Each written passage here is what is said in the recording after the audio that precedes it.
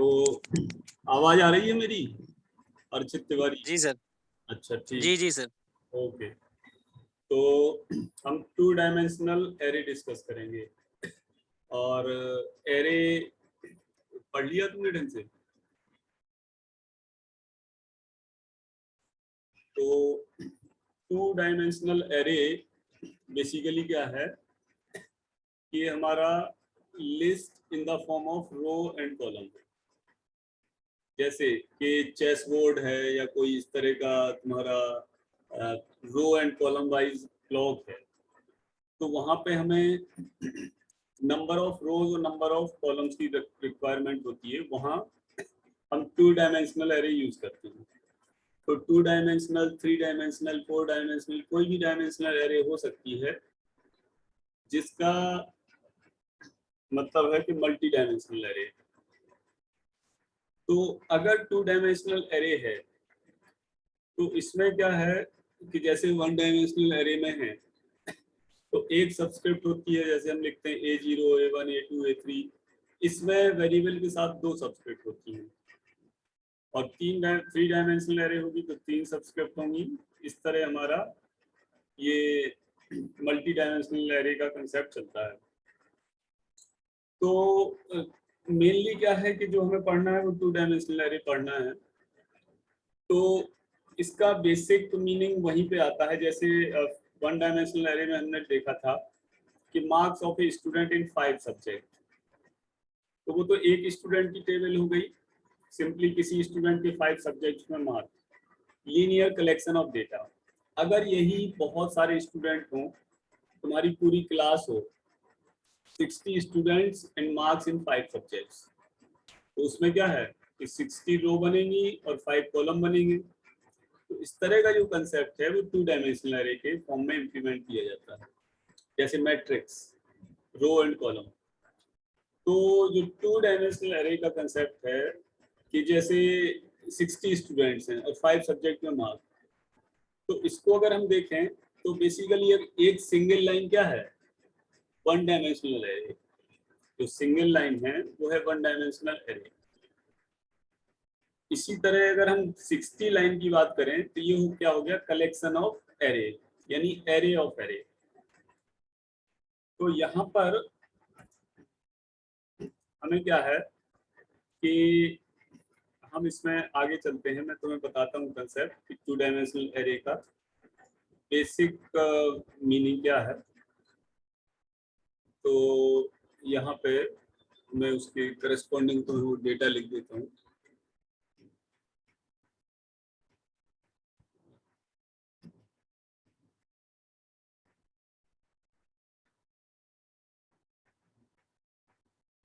तो हम बात करते हैं 2 डायमेंशनल एरे की। तो इसमें देखो मैं ये लिख रहा हूँ यहाँ पे 2 डायमेंशनल एरे, 2D एरे। तो इसको देखो, it is a collection of similar data elements just like the 1 dimensional array. 1 dimensional array में भी हमारा कलेक्शन जो होगा वो सिमिलर वैल्यूज का होगा या सिमिलर डेटा टाइप का होगा, और 2D एरे में भी हमारा कलेक्शन सिमिलर डेटा टाइप का होगा। तो इसमें क्या है कि हर एक वेरिएबल 2 सबस्क्रिप्ट्स के द्वारा रिप्रेजेंट होगा। तो उसका जो सिंटैक्स होगा, ये डिक्लेरेशन होगा, वो just like the 1D array data type होगा, फिर एरे नेम होगा, और यहाँ पे 2 ब्रैकेट होंगे, साइज 1 साइज 2। साइज लिखा है, इसको बेटर लिख देते हैं साइज 1 और साइज 2। तो साइज 1 मींस कि फर्स्ट जो साइज 1 है वो रिप्रेजेंट करता है नंबर ऑफ रोज, और साइज 2 रिप्रेजेंट कर रहा है नंबर ऑफ कॉलम्स। तो यहाँ अगर हम साइज 1 की बात करें तो दिस मींस नंबर ऑफ रोज, उस एरे में कितनी रोज होंगी। और size 2 means number of columns.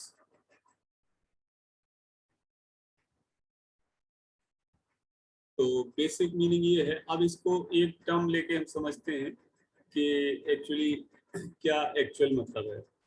ये नंबर ऑफ रोज हो गया और यहाँ नंबर ऑफ कॉलम्स हो गया।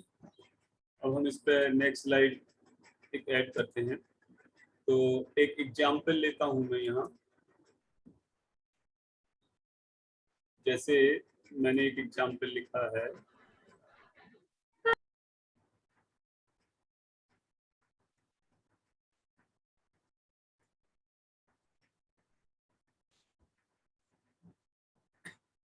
ये है हमारा एग्जाम्पल।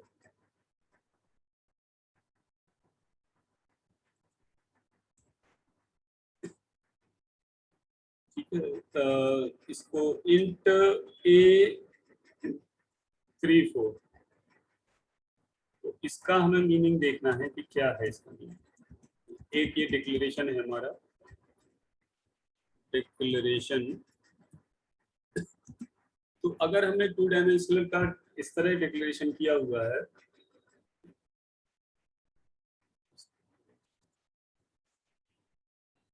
एडजस्ट कर देता हूँ टेक्स्ट को थोड़ा सा और ये बिग हो जाएगा।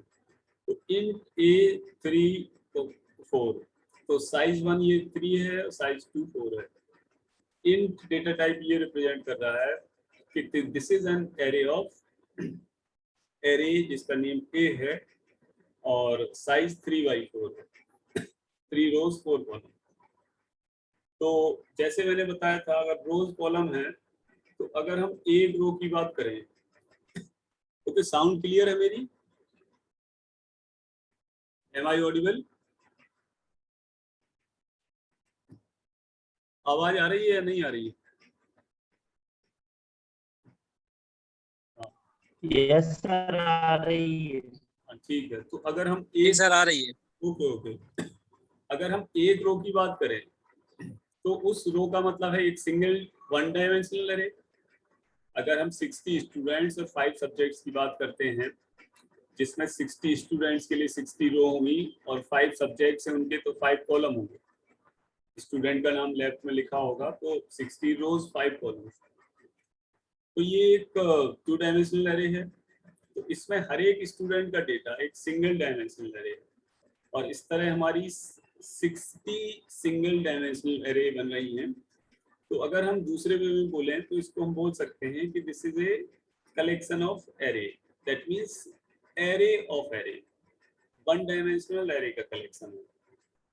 तो यहाँ पे इस सेंटेंस का मतलब है 3 रोज 4 कॉलम। अगर 3 रो की हम बात कर रहे हैं तो दैट मींस 3 1 डायमेंशनल एरे और each 1 dimensional array having 4 elements. 3 रो अगर हम बात कर रहे हैं तो 3 1 डायमेंशनल एरे हैं और जिसमें हर एक एरे में 4 एलिमेंट हैं। ये इसका बेसिक मीनिंग है। तो एक तरह से 3 रो और 4 कॉलम्स हो गए। अब अगर ये 1 डायमेंशनल एरे होती तो जैसे हमने उस पर डिक्लेयर किया था इंट ए साइज 5 ब्रैकेट में, तो उस पर 5 वेरिएबल होते थे, डिक्लेरेशन ऑफ 5 वेरिएबल्स। पांचों वेरिएबल्स का जो मीनिंग होता था वो था A0, A1, A2, A3, A4। तो इसी तरह अगर ये 3x4 की एरे है तो टोटल एलिमेंट होंगे हमारे 3 × 4, यानी टोटल एलिमेंट होंगे 12। जो टोटल वैल्यूज या एलिमेंट्स, ठीक है, टोटल एलिमेंट्स जो होंगे वो 3 × 2 यानी 12 होंगे। तो स्टार्टिंग वैल्यू इसकी होगी दिस वन, ये जो लिखा है A00, स्टार्टिंग वैल्यू है A00। फिर 0 is the name of the subscript for the row. तो नेक्स्ट जो वैल्यू होगी वो होगी A01, फिर A02, फिर A03। क्योंकि फर्स्ट एरे के 4 एलिमेंट होंगे तो A00, 01, 02, 03, 003 में 4 हो गए। इसी तरह जो दूसरी एरे के एलिमेंट होंगे वो होंगे A10, A11, A12, A13। तो इस तरह जो लास्ट इसमें वैल्यू बन के आएगी वो होगी A23 लास्ट एलिमेंट या जो प्रेजेंट होगा वो होगा A23 से। टोटल 12 एलिमेंट होंगे और सारी ही वैल्यू कंटिन्यूअस होंगी मेमोरी में। कंटिन्यूअस मींस कि लगातार, और हर एक वैल्यू अगर इंटीजर है तो जानते हो तुम कि इंटीजर वैल्यू मेमोरी में 2 बाइट लेता है। तो अगर स्टार्टिंग वैल्यू जिस एड्रेस पर है, जिस बाइट नंबर पर है, एड्रेस की बात हम करेंगे पॉइंटर्स में, कुछ एक लेक्चर बाद जब पॉइंटर्स डिस्कस करेंगे, एरे के बाद हम फंक्शन डिस्कस करेंगे और फंक्शन के बाद पॉइंटर। तो पॉइंटर में हम डिस्कस करेंगे कि एड्रेसेस, बेस एड्रेस और एग्जेक्ट्रा जो भी है, तो वी विल टॉक अबाउट। तो सारी वैल्यू कंटिन्यूअस होंगी, दैट मतलब कि 2-2 बाइट के अंतर पे हर एक वैल्यूज मेमोरी में स्टोर हो रही होगी, क्योंकि एक इंटीजर 2 बाइट लेता है। तो पहली वैल्यू अगर बाइट नंबर 1000 यानी एड्रेस नंबर 1000 से स्टार्ट हो रही है, तो दूसरी वैल्यू 1002 से होगी। तो जो एरे नेम है A, this will be a pointer to pointer यहाँ पर। अब पॉइंटर टू पॉइंटर थोड़ा इस टाइम में तुम लोगों के लिए समझने के लिए डिफिकल्ट है, because you don't know the pointer. तो जब पॉइंटर की बात करेंगे तो we will come to that point. तो हम अपने नेक्स्ट स्लाइड पर चलते हैं। अब एक हम इनिशियलाइजेशन करते हैं, यानी जैसे 1 डायमेंशनल एरे में हम इनिशियलाइजेशन कर रहे थे, तो इसमें जो इनिशियलाइजेशन करेंगे वो हम 1 डायमेंशनल एरे में जब मैंने किया था, इस सेम लाइन में वैल्यू प्रोवाइड करना, जहाँ पे हमने डिक्लेरेशन किया था उसी लाइन पे इनिशियलाइजेशन किया था। अब डिक्लेरेशन होता है डिफाइनिंग द एरे। ये जो फर्स्ट स्टेटमेंट लिखा हुआ है int a,3, अगर सिर्फ हम ये डिक्लेयर करते हैं किसी भी प्रोग्राम में, हम लिख देते हैं int a34, तो दैट इज ए डिक्लेरेशन। और initialization means providing the value of the array, providing the value of the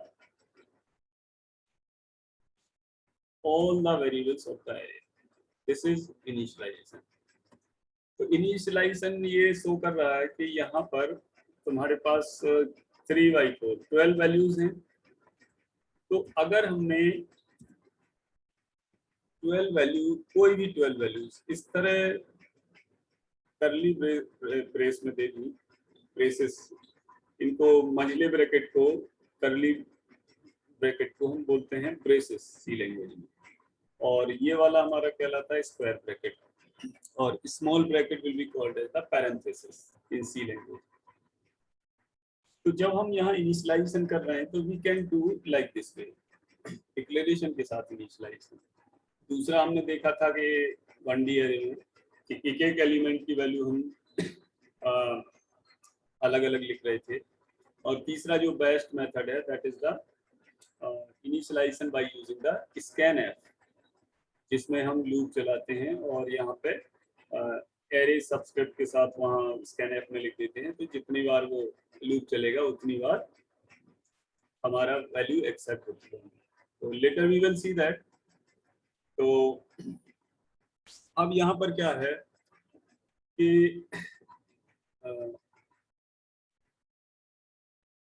हाँ, ये इसको पढ़ लो। When we initialize multi dimensional array we can make our source code clear by using the example क्या लिखा है, हाँ, ये जो है कि जब हम इनिशियलाइजेशन करते हैं तो हमें comma separated list, extra braces, ये लिखा है एक्स्ट्रा ब्रेसेस। तो हाँ, इसका दूसरा फॉर्म भी है इनिशियलाइजेशन का। जैसे इसमें तो ये लग रहा है कि 12 वैल्यूज हैं, अब कहीं ये नहीं लग रहा है कि 3 रो और 4 कॉलम, मतलब ऐसे कहीं इसमें शो नहीं हो रहा है कि 3 हमारी 1 डायमेंशनल एरे हैं, इसकी 4-4 एलिमेंट की। तो हम इसको उस फॉर्म में भी इनिशियलाइज कर सकते हैं कि 3 1 dimensional array of 4 elements each। तो इसको देखते हैं कि हम कैसे करेंगे। तो इसका जो मेथड है वो ये है।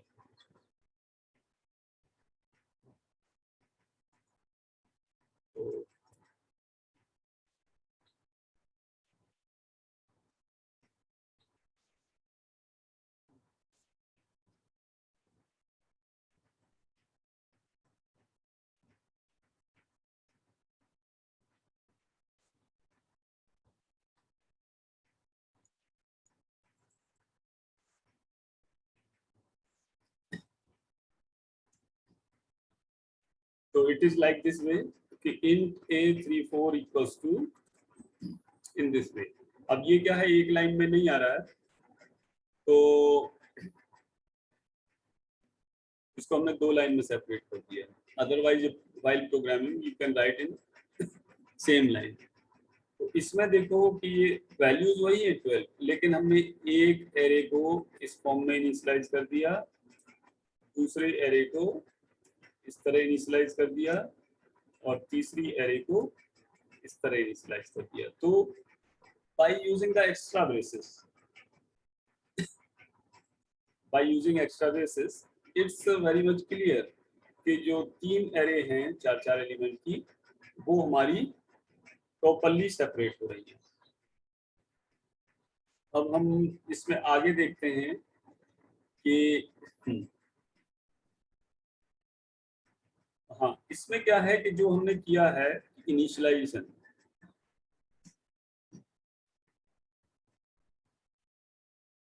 ये तो इसमें तो मैं ये देख रहा हूँ कि जो 3 डिफरेंट ब्रेसेस के साथ एरे हैं वो भी कॉमा सेपरेटेड लिस्ट के साथ होंगी। अब इसको एक बार पढ़ लो।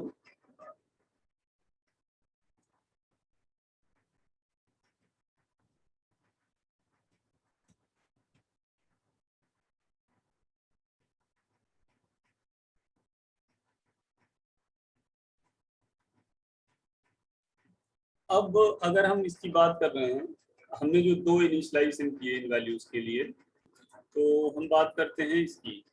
तो इसको नेक्स्ट स्लाइड में ले लेते हैं। अब हम ये देखते हैं कि जब अगर हमने इनिशियलाइजेशन किया है तो जो 12 वेरिएबल्स हैं एरे के, इसमें क्या वैल्यू जा रही है।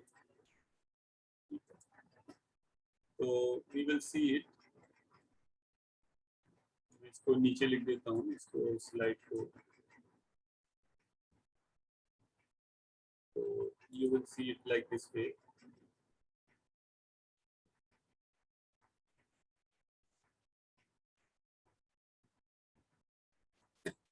ठीक है, तो जो फर्स्ट वैल्यू है वो है A00, दूसरी वैल्यू है A01, A02 तीसरी वैल्यू है, फिर ये है A03, क्योंकि 3 row of 4 values, 3 one dimensional array of 4 element each, ये इसका बेसिक मीनिंग है। तो इस तरह हमारा ये कंसेप्ट इंप्लीमेंट हो रहा है। फिर जो वैल्यू है वो सब्सक्रिप्ट 1 से स्टार्ट हो जाएगी, A10, A11, A12, A13, फिर ये 20, 21, 22, 23, last value will be A23। This variable A23 refers for the value 7. So be clear about it. इसके बारे में अच्छी तरह से क्लियर कर लो। तो अब ये जो मेथड बताया मैंने,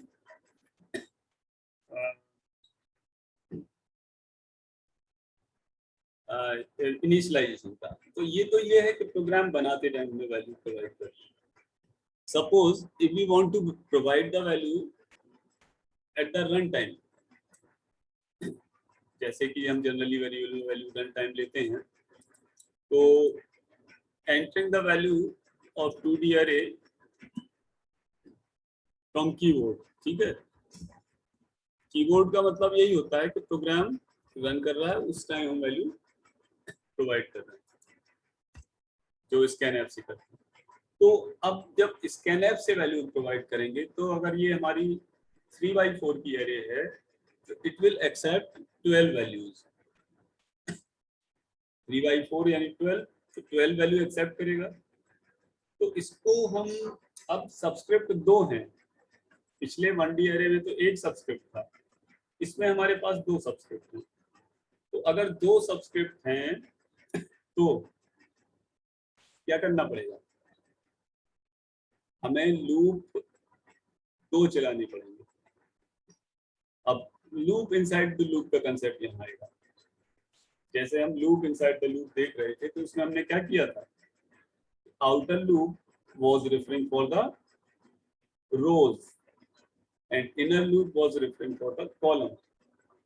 तो आउटर लूप हम चला देंगे जितनी रोज हमें लेनी है। अगर 4 रोज हैं तो हम आउटर लूप अगर आई फॉर इंप्लीमेंट कर रहे हैं आई के लिए, तो अब आई के लिए चलाएंगे तो ये 4 रोज इंप्लीमेंट कर रहे हैं, लेकिन एरे में बाय डिफॉल्ट हम 0 से स्टार्ट करते हैं। तो आउटर लूप चल जाएगा 0 से 3 तक, और इनर लूप कॉलम के लिए है वो चलेगा 0 से 2 तक। क्योंकि लूप हम इस तरह चलाएंगे कि जो एलिमेंट्स का ऑर्डर है, अगर हम यहाँ से देखें, ये देखो एलिमेंट का ऑर्डर किस तरह है, A00, A01, A02, A03। तो लूप इनसाइड द लूप भी ऐसे चलते हैं। आउटर लूप की वैल्यू पहले कांस्टेंट रहती है 0 या 1 जहाँ से हमने चलाया, और इनर लूप की वैल्यू चेंज होती रहती है। तो जिस ऑर्डर में लूप इनसाइड द लूप चलेगा उसी ऑर्डर में ये वैल्यू एक्सेप्ट होती रहेंगी। तो एक एग्जांपल हम देखते हैं कि अगर किसी एरे की 2D एरे की वैल्यू को हमें एक्सेप्ट कराना है तो हम कैसे कराएंगे। तो the simple example is this one. This is a simple code. Loop चलेगा, आई की वैल्यू 0 होगी तो नीचे आएगा, जे की वैल्यू 0 होगी, I0 J0। अब ये स्कैनएफ में हमारा क्या बना, जो वेरिएबल नेम है A00, यहाँ लिखा हमने %AIJ। तो A00 की वैल्यू एक्सेप्ट हो जाएगी। इसके बाद कंट्रोल, अब I तो 0 बना रहेगा, J पूरा चलेगा, A00 फिर J1 हुआ तो A01 फिर 02 A03। इस तरह I इक्वल्स टू 0 यानी फर्स्ट रो के लिए पूरी वैल्यू एक्सेप्ट हो गई फर्स्ट रो के लिए। अब जब J पूरा चल गया तो I1 हुआ, फिर J 0 से स्टार्ट होगा, I1 हुआ, J0 1 2 3, फिर I2 हुआ, तो 2 के लिए भी ये उल्टा लिख दिया करो। अच्छा 3 4 है, ठीक तो है, सही लिखा है। 3 रो 4 कॉलम, तो 3 के लिए चल गया, 4 के लिए चल गया। तो I think entering the values at run time from keyboard idea is clear. 2D array में मेन कंसेप्ट यही है समझना। इसको अगर ये समझ लिया तुमने कि loop inside the loop, how to enter the value by using the loop, so that will be clear to you.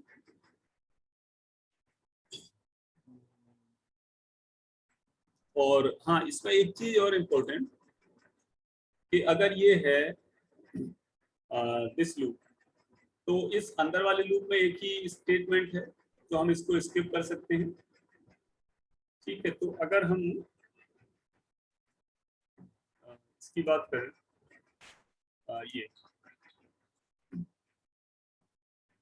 तो ये एक ही स्टेटमेंट है इसके अंदर, तो अगर हम यहाँ ब्रेस नहीं भी लगाएं तो भी चलेगा। ये इसके ब्रेस हटा सकते हैं, कोई दिक्कत नहीं, एक ही स्टेटमेंट जैसे कि मैंने बताया। अब अगर ये भी हम हटा दें तो भी कोई अंतर नहीं पड़ेगा, क्योंकि अंतर इसलिए नहीं पड़ेगा कि इस फॉर लूप के लिए एक ही स्टेटमेंट है ये फॉर लूप, और इस फॉर लूप के लिए ये स्टेटमेंट है, तो इट इज सिमिलर।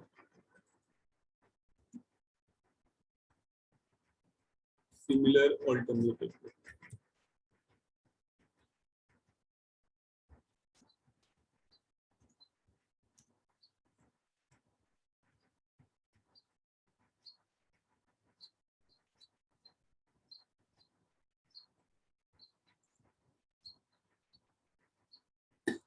ठीक है, so I think I hope कि दिस आइडिया इज क्लियर। इसमें ब्रेस की जरूरत नहीं है because we are having the single statement as well. तो this concept, I hope you will be able to understand what is the meaning.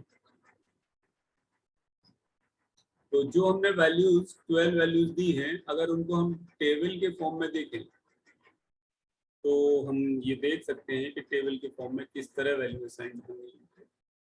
तो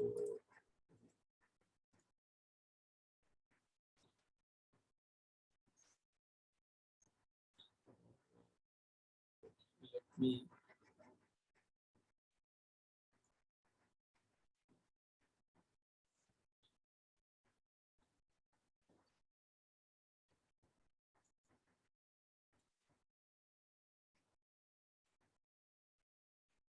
so here it is the table।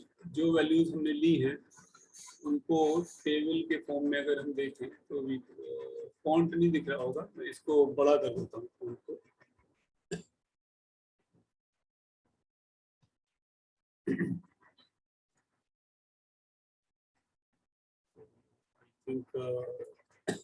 This is clear कि पहला element, दूसरा, तीसरा, चौथा, पांचवा, छठवां और अप टू 12 एलिमेंट। पहला A00 है, उसकी वैल्यू 2। हम एज्यूम कर रहे हैं कि हम वैल्यू यही प्रोवाइड कर रहे हैं कीबोर्ड से जो इसमें लिखी हुई है, ठीक है। एज्यूमिंग कि these are the value which we are providing from keyboard. तो A00, A01, A02 सबकी वैल्यू इस तरह टेबल में जो लिखी हुई है, they are provided like this. तो अब इसमें हम आगे चलते हैं। अब हमें अगर वैल्यूज प्रिंट करनी है इसी 2 डायमेंशनल एरे की, तो हम क्या करेंगे, जहाँ स्कैनएफ में हमने एम्परसेंड लिया था उस एम्परसेंड को हटा देंगे तो वैल्यूज प्रिंट हो जाएंगी लाइक दिस वे। ये अब अगर हम इस तरह लिखते हैं जैसे मैंने लिखा, printing the value of 2D array without row and column. तो विदाउट रो कॉलम से मतलब क्या है हमारा, कि हमने ये बाहर वाला लूप चलाया, अंदर वाला चलाया और प्रिंट कर दिया। तो इसमें कहीं कोई न्यू लाइन नहीं है ना, पहली वैल्यू प्रिंट होगी फिर दूसरी। भाई लाइन तो हमें रो और कॉलम के लिए न्यू लाइन तो हमें ही इंसर्ट करनी पड़ेगी। अगर हम न्यू लाइन इंसर्ट नहीं करेंगे तो सारी 12 वैल्यूज वो एक ही लाइन में प्रिंट होती जाएंगी। तो उसके लिए हमें कहाँ न्यू लाइन डालनी पड़ेगी, न्यू लाइन कहाँ पर लिखेंगे, कोई बता सकता है? Where we will write the new line. New line हम वहां लिखेंगे ना कि जब कंप्लीट लाइन हमारी चल गई, पूरी लाइन बन जाएगी तब हम न्यू लाइन डालेंगे उस पर। और जब पूरी लाइन बन जाएगी तो वहां पे हमें न्यू लाइन इंसर्ट करना है, तो हम कैसे करेंगे?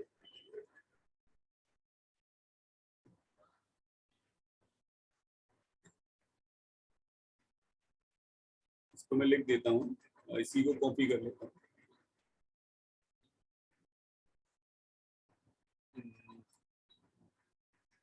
इसी स्लाइड को ही कॉपी कर, तो ये स्लाइड हो गई। अब ये दूसरा है, मेन थिंग इज कि where to insert the new line so that rows and column wise with row and column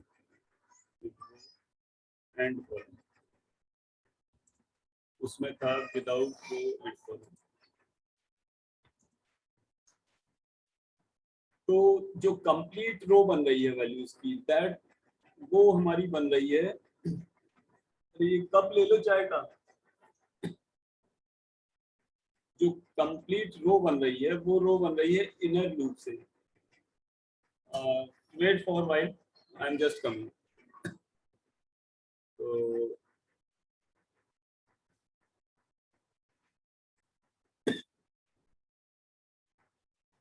तो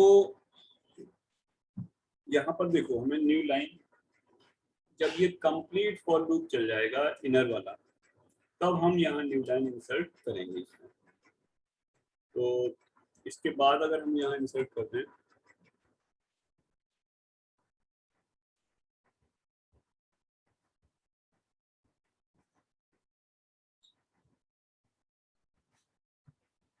तो that will be our idea कि i इक्वल्स टू 0 के लिए ये हमारा कंप्लीट लूप चलेगा, जो कि ये एक रो बना देगा, और इस रो के बाद अब ये नई लाइन पे कंट्रोल आ जाएगा। तो नई लाइन से i इक्वल्स टू 1 यानी रो नंबर 2 हमारी प्रिंट होगी, फिर न्यू लाइन। तो इस तरह हमारा ये चलता रहेगा। तो I think that is enough for today, not for today but for this class, और नेक्स्ट क्लास का टाइम मैं बता दूंगा कि कब होनी है। अगर किसी को कुछ पूछना है तो पूछ सकते हो।